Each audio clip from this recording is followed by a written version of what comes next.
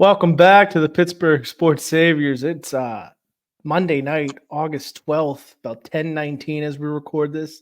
Lee, how you been? I've been all right, but how about yourself? How you doing?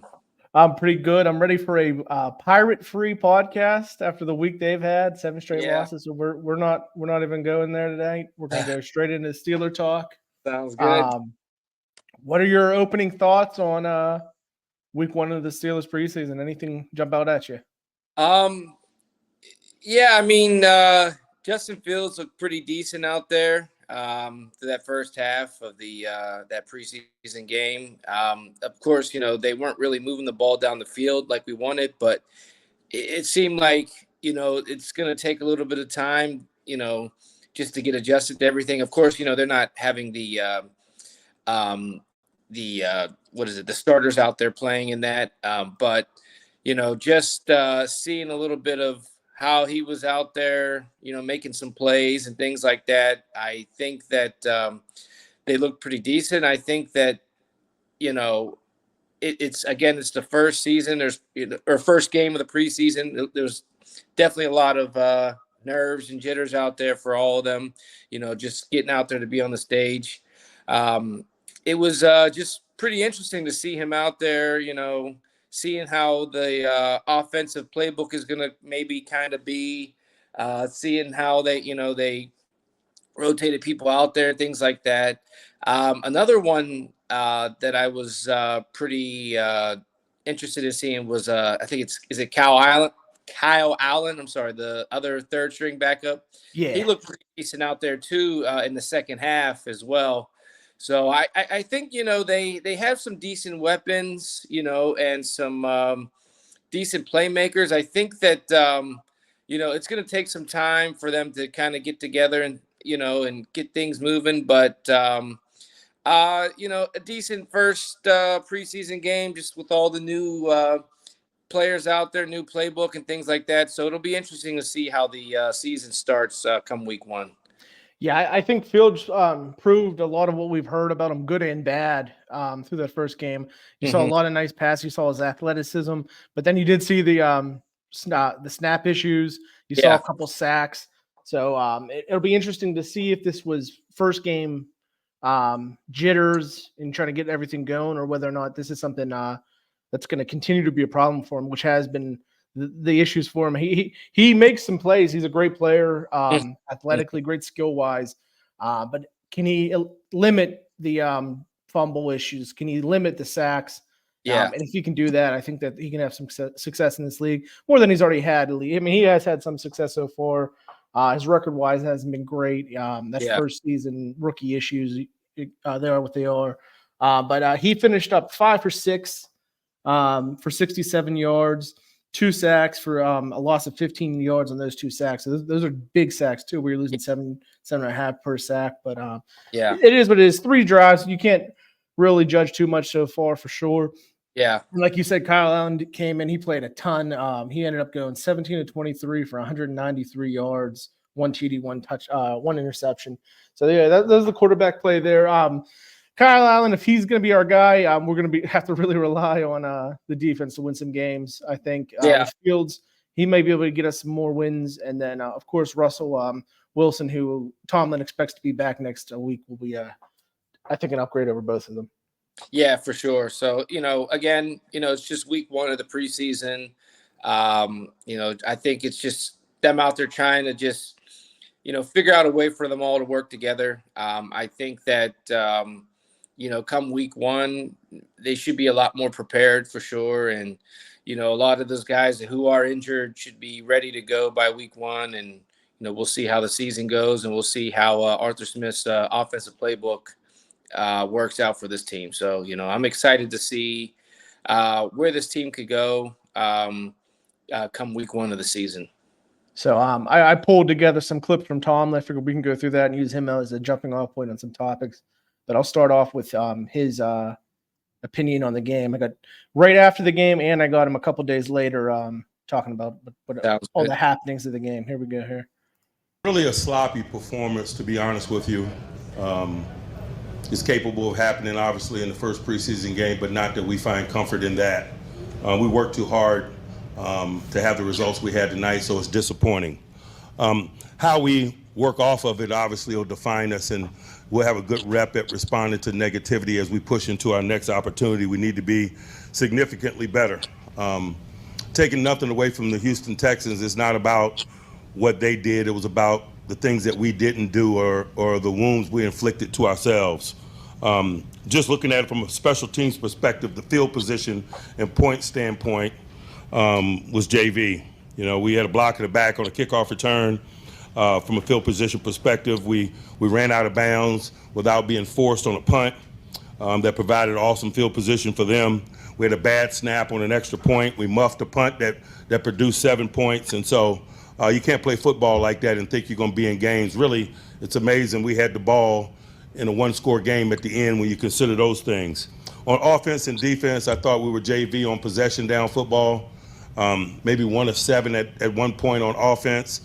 Not good enough. A couple of those were sacks. We had them in 3rd and long several times on defense, man, and we lost those downs. We gave up a touchdown on the 3rd and long in the safety rotation. And so, you know, it's some things that we got to do better, some things that we got to tighten up. We went for it 4th and 2 in the tight red. We spent a lot of time in that area of the field from a team development standpoint. We feel really comfortable being aggressive under those circumstances. We had a guy open, we didn't finish it. And so those are just some of the examples of the self-inflicted wounds that kind of characterize our night. We'll assess it, learn from it, and roll our sleeves up and get back to work next week. It's really an important day for us in the get better cycle. Coming off a player off day, we spent the morning analyzing our tape on Friday and making necessary corrections and really plotting a course for this week so we can position ourselves to be better. We got a lot of work ahead of us this week, obviously, but it's good to get back out here today, this afternoon. You know, a corrections-like practice. I think it's always important at this stage of development that our physical labor matches our needs. And so we saw some things in the stadium that we didn't like. We catered a lot of the work that we did here today to kind of address some of that. We'll continue to push forward through the week. We'll turn our attention toward Buffalo a little later in the week.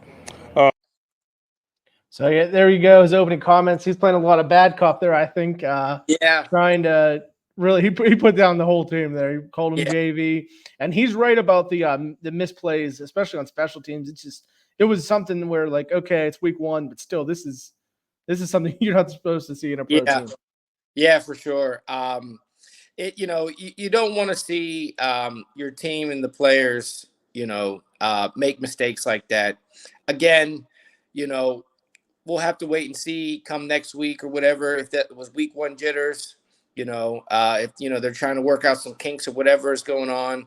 I mean, it is disappointing to see when, you know, they make simple mistakes that shouldn't happen, you know, again, with the penalties and things like that. Hopefully they can clean things up. He definitely put the whole team down for sure. You know, there's a part of me that kind of just also feels like maybe he was just a little too much disappointed because it is the first week of preseason. It's not the actual season. It's, you know, it's them, you know, trying to figure out who's going to make the roster and, you know, who's going to be able to, you know, get there, you know, maybe, you know, be called up from a practice squad standpoint, things like that.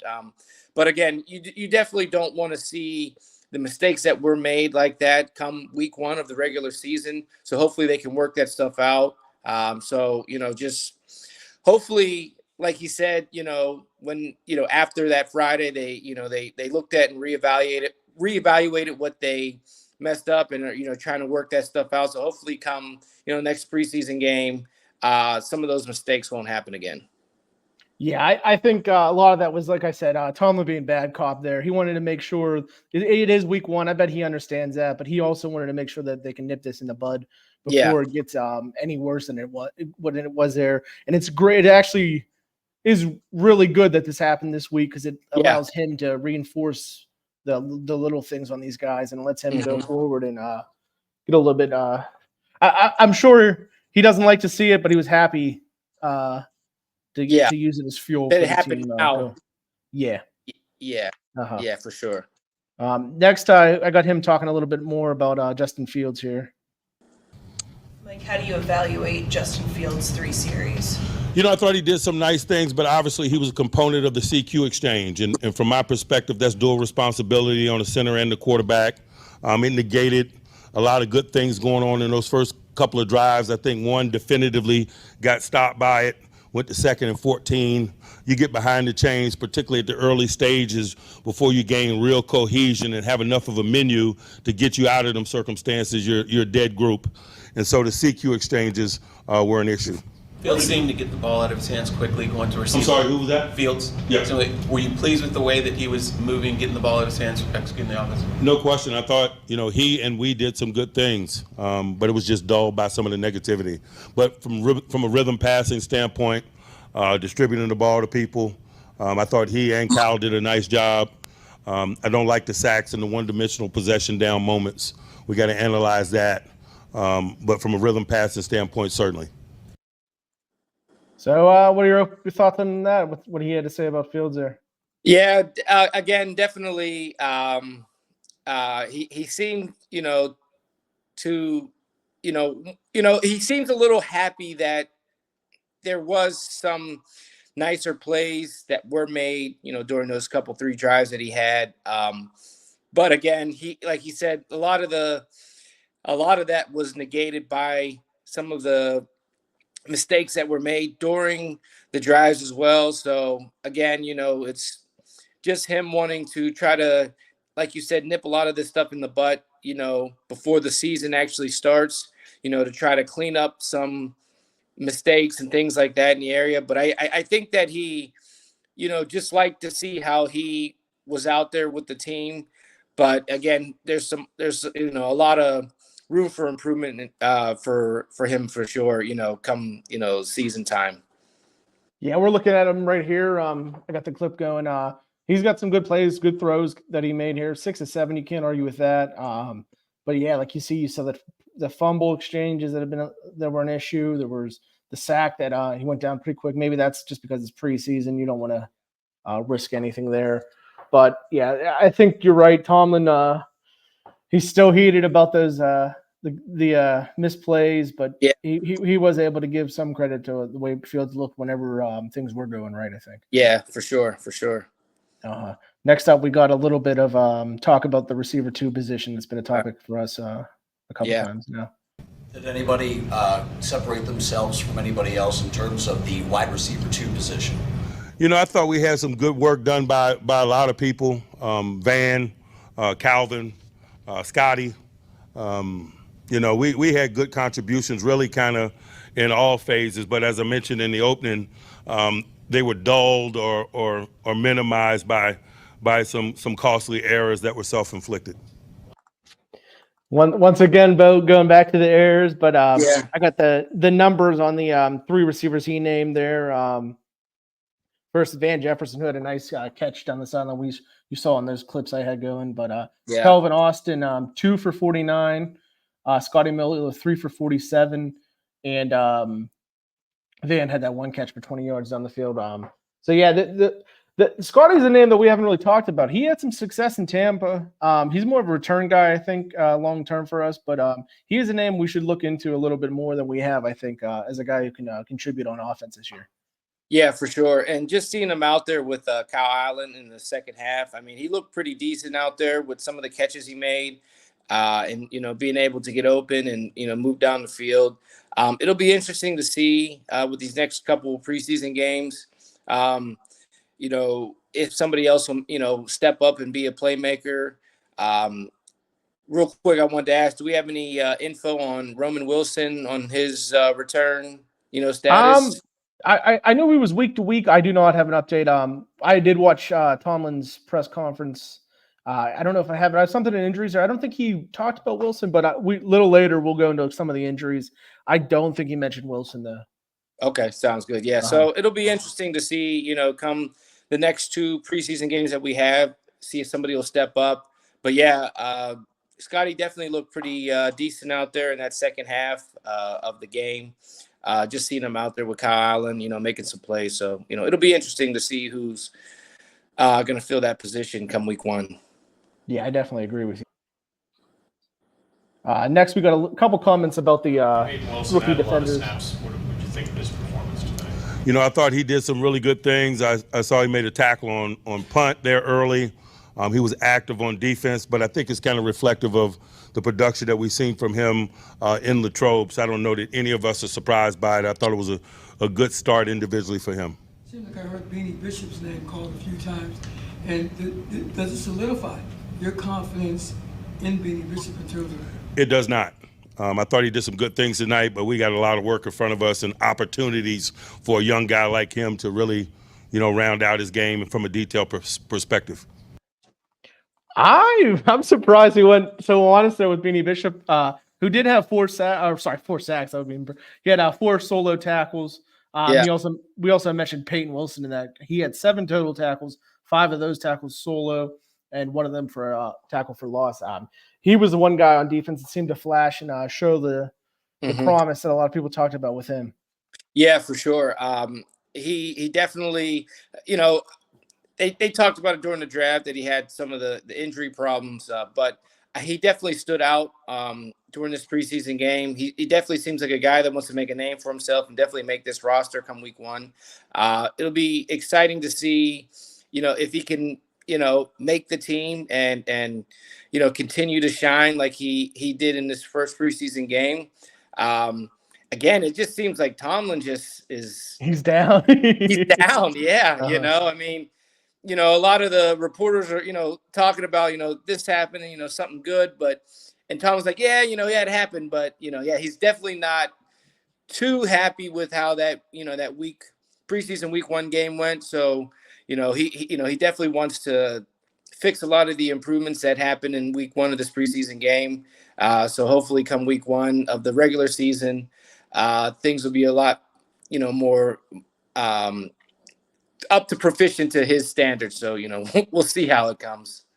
Maybe it's him looking in the mirror and seeing how everything went last year, where there was a lot of positivity coming out of preseason, especially with Kenny Pickett, and then it ended up just falling apart during the regular season. They got off to a slow start. So maybe that is what he's thinking here. He's like, this time around, we're going to do it right. We're going to make sure these guys know this is a profession, and they got to play. There's a standard. As they say with the Steelers, the standard. And maybe he thinks that they lost themselves for a little bit. Now he's going to go back to being a little more tougher on these guys. Yeah, maybe. So, we'll see how, he decides to coach this up, rest of this preseason into week 1 of the regular season. Here's what I wanted to talk about before the game. Here's Tomlin on the new kickoff. Mike, your first time seeing it in a game live, what did you think of the new kickoff rules? It was about what I expected. I didn't like the penalty, obviously, that we picked up the block in the back. But we dipped our toe in the water. We got some firsthand exposure to it, and so we'll build upon it. Yeah, it's just that. There it is. Yeah. It was something I mentioned before game. But what did you think of it when you were watching? It's interesting. It's definitely like the XFL type of kickoff style. A little bit of new implementations for it. Yeah. Yeah. It's definitely interesting to kind of see live out there. I'm kind of curious to see if it'll even stay. How it'll go throughout the rest of the season. I understand that it's to kind of help prevent injuries. And, more for safety for the players and things like that. It was definitely interesting to see for sure. The nobody move until the ball's touched. And so, we'll see if maybe some, the Steelers or other teams, come the regular season, if there's some type of certain plays or things like that they can come up with that type of thing, because you got nobody really moving until the ball is actually touched. So I guess it'll be less touchbacks and more returns and things like that. So it'll be interesting to kind of see how it plays out, come the regular season. Yeah, I think it's here to stay. And your last point is the key one. I think this wasn't just for safety. This was to get the kickoffs back into the game. Mm-hmm. There was a stretch where everyone was just kicking the ball out of the back or out of the end zone. So I think it's here to stay. Obviously, there will be modifications as we go along. They already made a couple modifications to the XFL rules. Yeah. When they implemented it initially, but I mean, it was to the point where the kickoff was just gone. And if this doesn't work out, if this new thing doesn't work out, I think we could see a football where they just eliminate the kickoff entirely and people just start on the 30 or something. So hopefully this works. I do have concerns about the onside kick and the stuff like that, and how it's not right now. It's only allowed in the fourth quarter, and you have to announce to the other team that you're going to try the onside kick. So that is a tough spot right now. But the league and people involved usually find ways to figure it out, and I think they'll find something. They'll find some kind of happy medium with this here. Yeah, for sure. I got more Tomlin. This was, I think this was Monday that he talked to here about some stuff. From an injury standpoint, you guys got information on Troy after the game, man. He's got a knee sprain. He'll be out this week. And I'll just kind of leave it at that, man. We're really optimistic about a quick return from him, but we'll take it day by day. Some other guys, Tariq Black had a hamstring today, wasn't able to finish. Kalen Barnes had a quad today, wasn't able to finish. We minimized some guys today like we do in the process, give them some rest, but more importantly than that, provide opportunity and elevated opportunities for others. We lessen the workload of some of the top corners in the effort to see some of the other ones, D. Rush, for example, Corey, for example. But that's just part of a process. So, yeah, he didn't go too much into Roman Wilson, you had asked earlier, but that big injury there, he's going to talk a little bit more about him in a second. Troy Fautanu has a knee sprain, but it sounds somewhat positive that it's not going to be a long-term injury. So that's good to hear, I think. Yeah, for sure. And again, you hate to hear about injuries that, that early into the preseason and in practice and things like that. So hoping for a speedy recovery for them all. Yep. And then here, this might be our last topic, but I might have one more. Is Tomlin on the rookie O-lineman. With Troy, what had you seen before he went down? He was doing really well. Obviously, we wanted to get him a lot of work because that's where he is in development. But I like the general trajectory of it. So Zach Frazier getting some work moving in with the ones now. How have you seen him progress in his game? He's one of the guys that I'm talking about. He was in the stadium on Friday. He's got that in-stadium exposure, and so it's reasonable to expect him to be significantly better. This week, we're going to position him to do so with an increased workload. Really a slot. So, yeah, there he is. I thought Zach Frazier's first play that he entered the game was pretty impressive. He got to the second level. We got his guy off the line, went to the second level, got another guy. I thought it was a great first snap for him. After that, I didn't see too many more flashes, but, I mean, you're not going to see too much out of the center position, especially me. I don't have an eye for O-line play like that. Yeah, for sure. I hear you on that. Yeah, he definitely looked decent out there.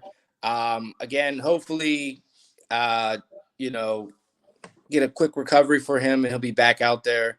But it was pretty nice to see him make those couple plays like that. We'll just see how things play out the rest of the preseason for him as well.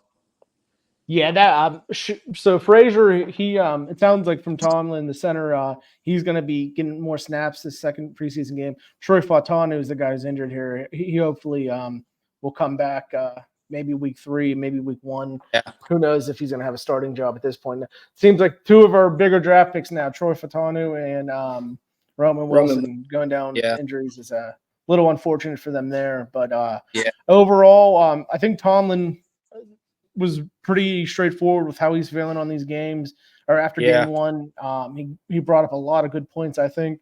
And I'm excited to see what happens next week. But this week coming up, we got Saturday, August 17th against the Bills. Yeah. I'm sorry? I heard you had a challenge for Lee. No, I do have a challenge for Lee Tamburo. He thinks LeBron James is le GOAT, and he's incorrect. So you want to have a go? Grab your Glocks when you see Tupac. I love how you're using "la" at the beginning of things, so you're already talking about LeBron already. Talking about he is the greatest. Yeah. He is the GOAT. Yeah. best. So Le- go ahead. And he's give it up. also Le Bust and Le Bum. Well, Call yeah. the cops when you see Tupac. I heard he's using that law because he's about to take an L. Ooh, that's right. He is. Hey, He is. I ain't taking an L. You want to have a go? Let's have a go. I'm ready. August 25th. August What day of the week is that? That's a Sunday. It's a Monday. Oh, I work. Can we do it on the 26th? 26. You want it on the Monday the 26th? Yeah, let's do it then. Who shot me? Bunch of punks shouldn't finish. Now you're about to feel the wrath of a man. I think I'm gonna segue here to our final topic of the day.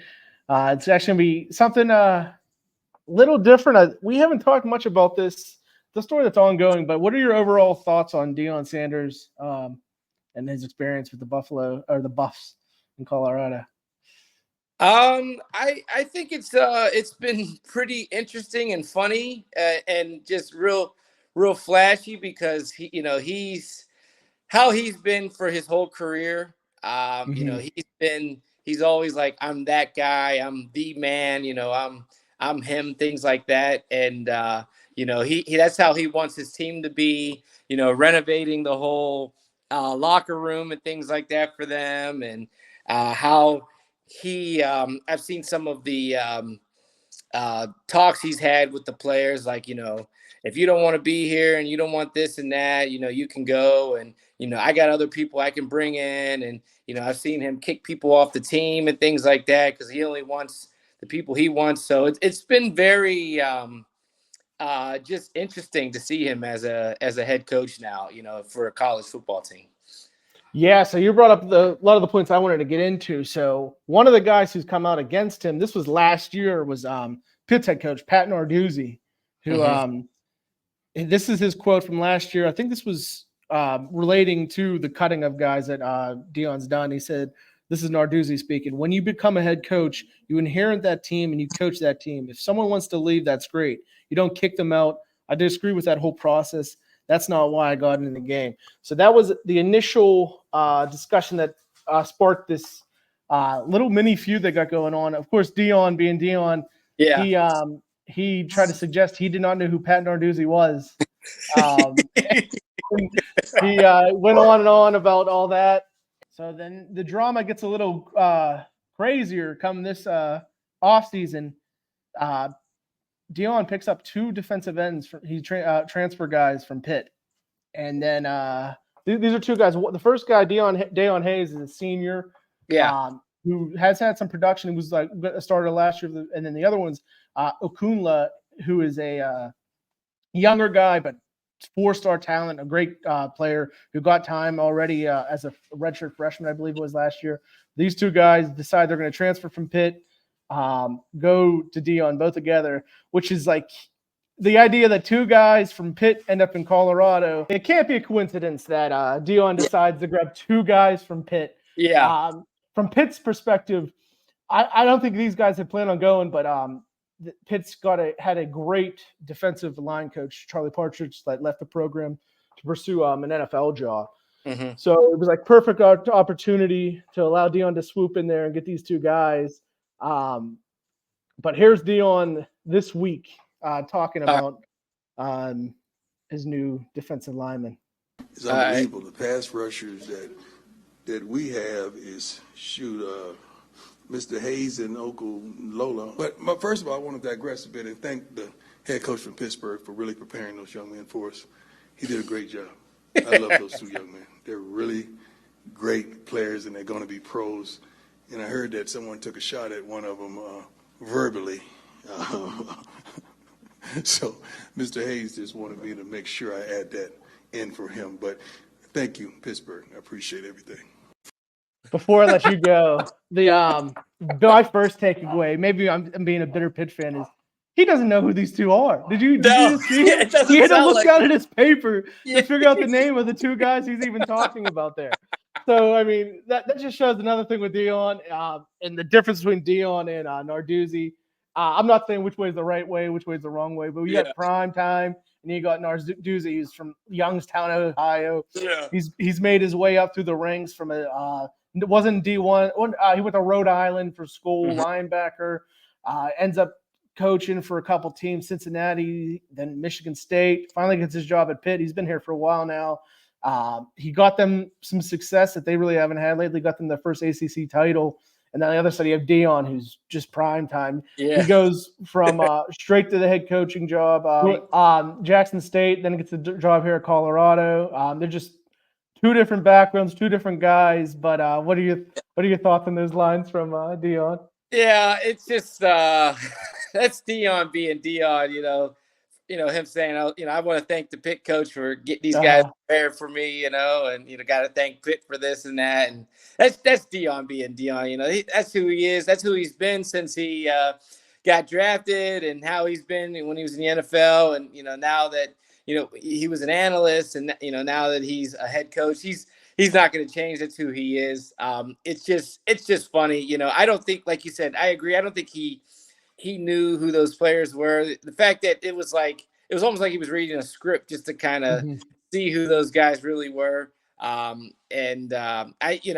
the fact that he's trying to play off like he doesn't know who the head coach is. I mean, you're a head coach in college football. You know who the other coaches are. Come on now. You can't be, it's just silly, to see stuff like this going on. But, that's Dion being Dion. What can you do? Yeah, I mean, I find it interesting that there are like almost mirror guys right now, polar opposites, whatever you want to call it.